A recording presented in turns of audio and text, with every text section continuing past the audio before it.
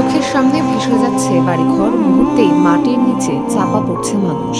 অতি ভারী বৃষ্টিপাতের কারণে আকস্মিক বন্যায় পাকিস্তান, ভারত শাসিত কাশ্মীর ও নেপালের বিভিন্ন অঞ্চলে ভয়াবহ পরিস্থিতির সৃষ্টি হয়েছে। প্রাণ হারিয়েছেন 400 জনের বেশি মানুষ, নিখোঁজ রয়েছেন আরও অনেকে। এএফপির তথ্যমতে গত 48 ঘণ্টায় শুধু পাকিস্তানের মৃত্যু হয়েছে অন্তত 344 জনের। এর মধ্যে খাইবার পাখতুনখাওয়া প্রদেশেই প্রাণ হারিয়েছেন 328 জন। উত্তর পাকিস্তানের ক্ষতিগ্রস্ত সালারজাই এলাকার এক বাসিন্দা বলেন, বৃষ্টি আরও তীব্র হলে হঠাৎ মনে হলো ভূমিকম্প হচ্ছে, পুরো মাটি কাঁপছিল। ধ্বংসস্তূপের ভেতর থেকে মরদেহ উদ্ধারে কাজ করছেন প্রায় 2000 উদ্ধারকর্মী। যদিও উদ্ধারকারীরা বলছেন, প্রচণ্ড বৃষ্টিপাত, বিভিন্ন স্থানে ভূমিধস ও রাস্তা ধ্বংস হয়ে যাওয়ায় ত্রাণ সামগ্রী পৌঁছাতে বড় বাধা সৃষ্টি হয়েছে। ভারী যন্ত্রপাতি ও অ্যাম্বুলেন্স পরিবহনের সবচেয়ে বেশি সমস্যা হচ্ছে। বেশিরভাগ এলাকার সড়ক বন্ধ হয়ে গেছে। শুধু পাকিস্তান নয়, 15 আগস্ট ভারত শাসিত কাশ্মীরের 4টি শহরে মৃত্যু হয়েছে কমপক্ষে 60 জনের, নিখোঁজ প্রায় 200 জনের বেশি। নেপালেও পরিস্থিতি ভয়াবহ। দেশটির দুর্যোগ ব্যবস্থাপনা করতে যখন গজব আসবে, আলেম জালেম ভালো মন্দ সবার উপরে আসবে। যখন গজব আসবে, কাউকে ছেড়ে কথা বলা হবে না। আমি ওইদিকে পরে আসছি। আল্লাহ পাক শুআইব আলাইহিস সালামের কওমকে ভূমিকম্প দিয়ে ধ্বংস করেছেন একটা পাপের কারণে। কি পাপ? তারা মাপে কম দিত। কি করত? মাপে কম দিত। আল্লাহ পাক ভূমিকম্প দিয়ে ধ্বংস করেছেন। আর শুআইব আলাইহিস সালামের কওম পৃথিবীর প্রথম কওম যাদেরকে ভূমিকম্প দিয়ে ধ্বংস করা হয়েছে। আর মনে রাখবেন, আখিরুজ জামানে এই উম্মতের উপরে 3টা বড় বড় ভূমিকম্প আসবে। একটা পৃথিবীর পূর্ব দিকে, একটা পৃথিবীর পশ্চিমে, আর একটা পৃথিবীর মাঝখানে। এবং আলামাতুস সাআ, অন্যতম একটা আলামত হচ্ছে, যত দিন যাবে ভূমিকম্পের সংখ্যা তত বাড়বে। কি কারণে আসবে? মাপে কম দেওয়া, অশ্লীলতা, আল্লাহর হারামকে হালাল করে নেওয়া, মাদক, সমকামিতা। এই পাপগুলো যত বাড়তে থাকবে ভূমিকম্প তত বেশি আসতে থাকবে। এখন আমরা মূল জায়গায় কাজ না করে যদি আশ্রয় কেন্দ্র বানাই, কাজ হবে? রড সিমেন্ট দিয়ে, বড় বড় শক্ত রড সিমেন্ট দিয়ে ঘর বাড়ি বানাই, কাজ হবে? আল্লাহ পাকের একটা সামান্য ভূমিকম্পতে নেপাল কয়েক বছর আগে তছনছ হয়ে যায়নি? ওইখানে ভূমিকম্প হয়েছে, বাংলাদেশে ইফেক্ট হয়নি?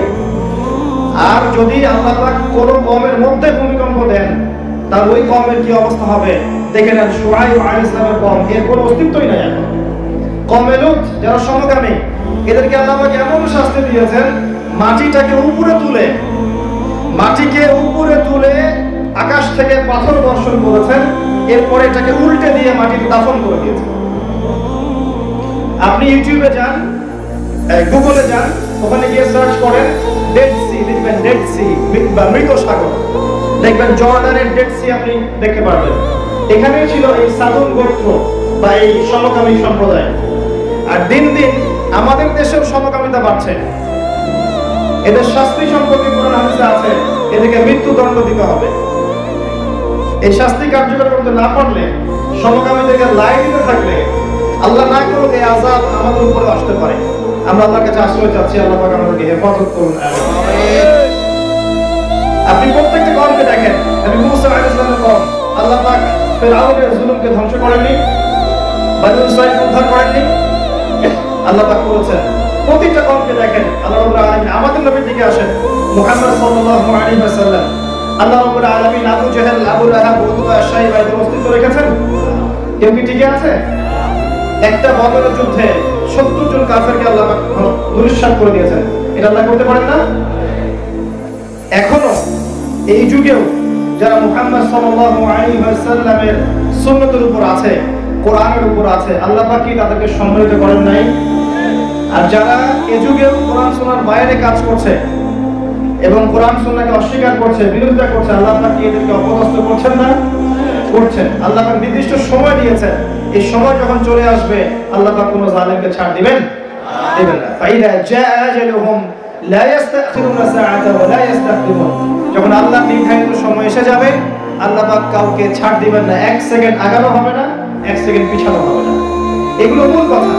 প্রত্যেক যুগে যুগে আপনি তাকান, কোরআনের পাতায় পাতায় বিচরণ করেন, একই সুন্নাহ দেখবেন। যারাই প্রত্যেক যুগে যুগে আল্লাহর আনুগত্য করেছে আল্লাহ পাক উদ্ধার করেছে, দুনিয়াতেও আখিরাতেও। যারা করে নাই আল্লাহ দুনিয়াতে ধ্বংস করেছেন, পরে করে ধ্বংস করবেন। এর বাইরে কোনো মহাসত্য নাই, এর বাইরে কোনো মহাসত্য নাই।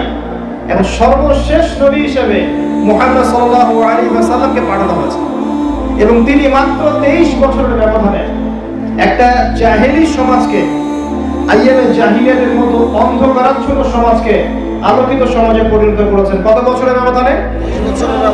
কিভাবে? তিনি কি জাদু করেছিলেন? তিনি কি মানুষকে তন্ত্রমন্ত্র শিখিয়েছেন, নাকি মানুষকে বিভিন্ন দর্শন থিওরি শিখিয়েছেন? কি শিখিয়েছেন? তিনি কি করেছেন? জাহেলি যুগটা এমন ছিল যে যুগের বেশিরভাগ মানুষ শিরক করত। এখনকার যুগের বেশিরভাগ মানুষ শিরক করে না, একই সুন্নাহ। খেয়াল করে দেখেন, জাহেলি যুগটা এমন ছিল যে যুগে বেশিরভাগ মানুষ সুদ খেত, সুদ। এখনকার বেশিরভাগ মানুষ সুদ খায় না, 90% মানুষ সুদ খায়। দাড়ি টুপি নিয়ে আমরা সুদ খাই। ব্যক্তিগত জীবনে নামাজ রোজা হজ জাকাতে আমরা পাক্কা মুসল্লি, অর্থনৈতিক জীবনে পাক্কা সুদখোর। এগুলো আমাদের অবস্থা। ব্যক্তিগত জীবনে দেখবেন দান সদকা করছে, এদিকে ঘুষ নিচ্ছে, মাশাআল্লাহ। দেখবেন বছর বছর হজমরা করছে, এদিকে দুর্নীতিও করছে, মানুষের টাকা আত্মসাৎ করছে, জুলুমও করছে। তো আমরা কিন্তু আইয়ামে জাহিলিয়াতের সুন্নাহ থেকে বেরোতে পারি নাই, আমরা সুদ খাচ্ছি। আমি অনেক দিন বলেছি এগুলোর কথা। এটা মায়ের সাথে জেনার মতো অপরাধ, আল্লাহ এবং তার রাসূলের সাথে যুদ্ধ করার মতো অপরাধ। এক দিরহাম সুদ খেলে 36 বার জেনা করা হয়। একবার যদি কেউ জেনা করে, ইসলামী শরিয়া মোতাবেক তার শাস্তি হচ্ছে 100 বেত্রাঘাত এবং 1 বছরের জন্য বহিষ্কার। আর বিবাহিত হয়ে যদি কেউ জেনা করে, তাকে রজম করে হত্যা করতে হয়। এর চাইতে বড় পাপ সুদ। একটা দিরহাম খাচ্ছেন, 36 বার জেনা করছেন। আইয়ামে জাহিলিয়াতে ছিল, এই যুগে নাই। পুরো বিশ্বের ব্যাংকিং সিস্টেম সুদ ভিত্তিক, আপনি চাইলেও বের হতে পারবেন না। কিয়ামতের শেষ আলামত নবীজি বলেছেন, أن ترى الحفاة العراة العالة رياء الشاء يتطاولون في البنيان।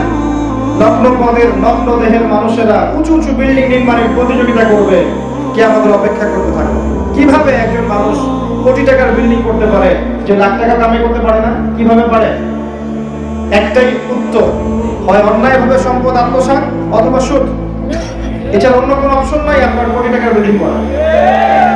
এবং এগুলো আমরা নির্দ্বিধায় খাচ্ছি, আমাদের গায়ে লাগছে না। কেউ যদি তার মায়ের সাথে জেনা করে সমাজের সামনে এসে দাঁড়ায়, আপনি কি তাকে বুকে জড়িয়ে ধরবেন? তার গায়ে যদি স্যুট প্যান্ট কোট টাই থাকে এবং সে যদি এসি রুমে বসে থাকে, আপনি কি তাকে কপালে চুমু খাবেন? আমরা এমনি করছি। নবীজি এটাও বলেছিলেন যে খায়, যে দেয়, যে লিখে এবং যে সাক্ষী থাকে, সবাইকে আমি অভিশাপ দিলাম, তারপরে আমরা করছি। তো ব্যক্তিগত জীবনে আমরা নামাজ পড়ছি, কপালে সিজদার দাগ আছে, মাশাআল্লাহ। অর্থনৈতিক জীবনে গিয়ে সুদ খাচ্ছি, আইয়ামে জাহিলিয়াতের কাজ করছি। মাদক, আইয়ামে জাহিলিয়াতের অন্যতম সমস্যা ছিল মাদক। এখন মাদক খাচ্ছি না, আমরা তো সুযোগ খুঁজছি লাইসেন্স দেওয়ার জন্য। এবং আমরা চাচ্ছি যে মানুষ মাদক থেকে দূরে থাক, আবার এদিকে লাইসেন্সের ব্যবস্থা করছে। সুবহানাল্লাহ। তাহলে এটা কি ধরনের কথা হচ্ছে? Double standard. এত সহজ নয় ছাড়া আমরা জানি। আল্লাহ পাক প্রথমে বলেছেন মাদক সেবন করে নামাজের কাছে যেও না। আল্লাহ পাক প্রথমে বলেন নাই খেও না, প্রথমে বলেছেন মাদক খেয়ে নামাজের কাছেও যেও না। এখন 5 ওয়াক্ত নামাজ কেউ যদি পড়ে, সে কি মাদক খাওয়ার সময় পাবে? পাবে না। এরপর আল্লাহ পাক বললেন উপকার আছে, ক্ষতির পরিমাণ বেশি। কিছু উপকার আছে কিন্তু ক্ষতি বেশি। আল্লাহ পাক অনুৎসাহিত করলেন। সর্বশেষে গিয়ে সূরা মাইদা আল্লাহ পাক বললেন এগুলো শয়তানের কাজ, ছেড়ে দাও যদি সফল হতে চাও।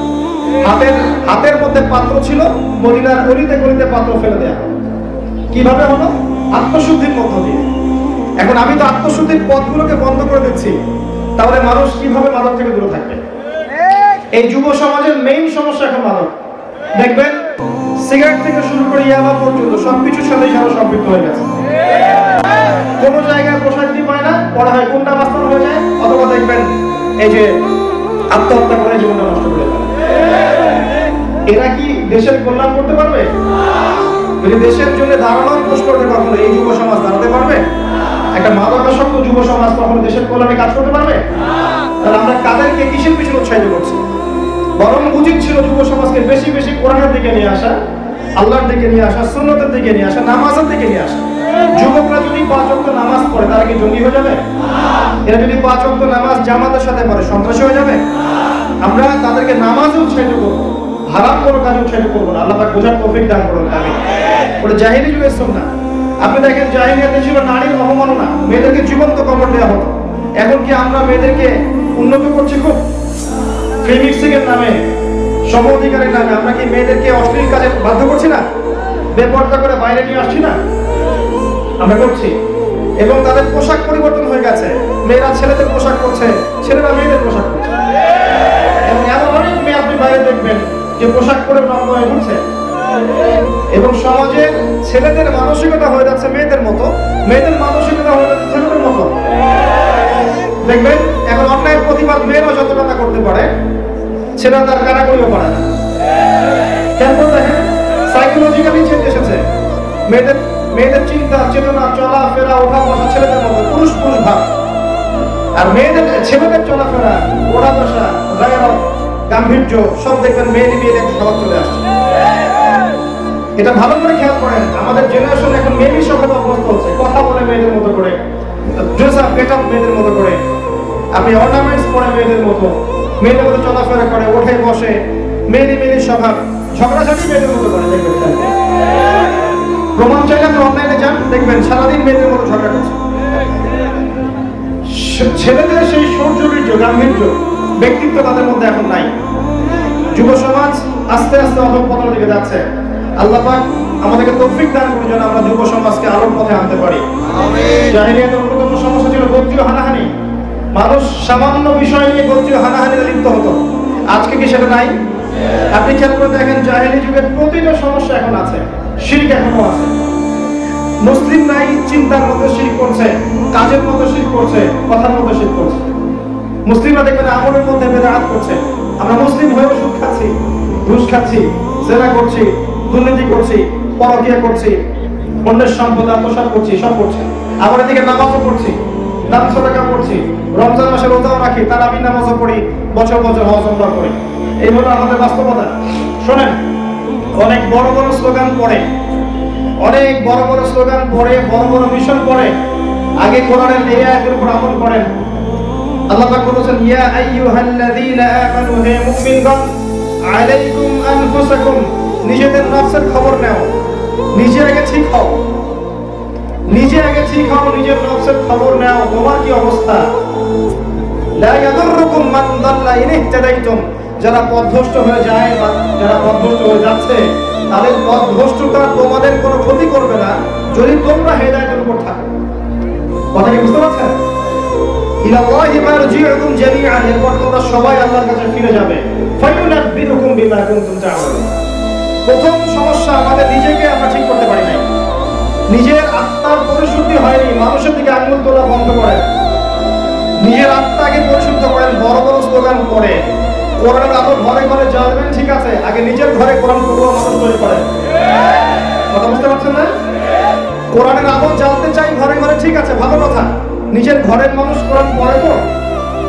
সুদ বন্ধ করতে চাই, খুব ভালো কথা। নিজের ঘরের মানুষ সুদ ছাড়ছে তো?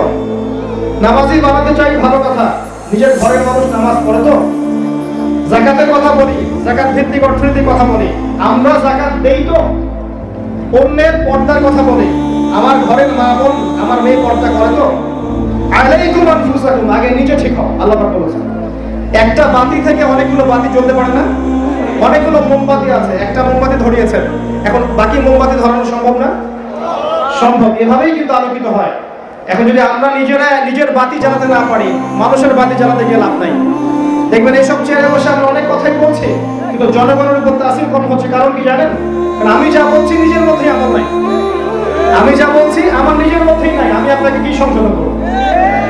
বাস্তবিক হন, প্র্যাকটিক্যাল হন। শুধু আইওয়াশ করে শোডাউন দিয়ে, এই নারে তাকবীর আল্লাহু আকবার স্লোগান দিয়ে এভাবে দিন কায়েম হবে না। নিজের ঘরে দিন কায়েম করেন, ব্যক্তিগত জীবনে দিন কায়েম করেন, তারপরে আসেন না। যদি নিজে আমি ভালো না হতে পারি, আমার দ্বারা আপনি ভালো হতে পারবেন না। এবং নবী সাল্লাল্লাহু আলাইহি ওয়াসাল্লাম মক্কার 13 বছর এই কাজটাই করেছেন। তিনি একটা একটা করে বাতি জ্বালিয়েছেন, 3 বছর গোপন দাওয়াত দিয়েছেন। আবু বকর, ওমর, ওসমান, আলী, তাদের মতো সাহাবী তৈরি হয়েছে। এই সাহাবীরাই সবর করেছেন, নির্যাতন সহ্য করেছেন, এক পর্যায়ে হিজরত করে মদিনা চলে গেছেন। ওই সাহাবীরাই তো বদরের যুদ্ধে এসেছেন, নাকি এই সাহাবীর আকাশ থেকে পড়েছেন? এই 13 বছরের প্রশিক্ষণপ্রাপ্ত সাহাবীদেরকে নিয়ে আল্লাহ পাক বদর, উহুদ, খন্দকের যুদ্ধ করেছেন। পরে গিয়ে মক্কা বিজয় হয়েছে। এত সহজ না। খালি আবেগী হয়ে স্লোগান দিয়ে আইওয়াজ শোডাউন করে কাজ হবে না।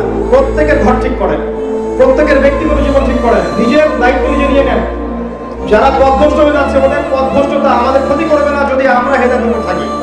অন্যের কথা বাদ দেন, মুসলিম হিসেবে আমি যেন নামাজি হই, আমি জামাত পাচ্ছি কিনা, আমি জামাতে সালাত করতে পারছি কিনা, আমার ঘরে পর্দা ঠিক আছে কিনা, আমার ঘরে সুদের টাকা আসছে কিনা, আমার ঘরে হারাম রিজিক ঢুকছে কিনা, আমার ঘরে তালিম হচ্ছে কিনা, কোরআনের চর্চা হচ্ছে কিনা, আমার ঘরে একটা হাফেজ আছে কিনা, আমার ঘরে একটা আলেম আছে কিনা, এটা দেখতে হবে আমাকে আগে।